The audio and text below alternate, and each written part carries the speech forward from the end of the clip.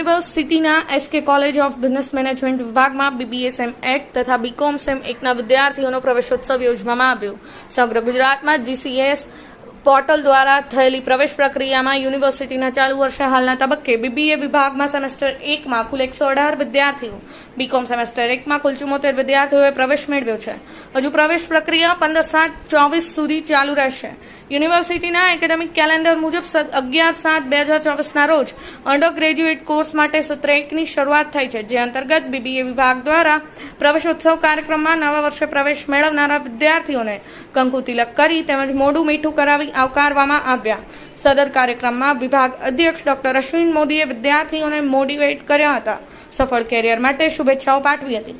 કાર્યક્રમમાં વિભાગના અધ્યાપકો, બિન શૈક્ષણિક કર્મચારીઓ તેમજ બીબીએ તથા બીકોમ વિભાગના વિદ્યાર્થીઓ હાજર રહ્યા હતા. Rajubhai D Patel, Patan news 24, Patan.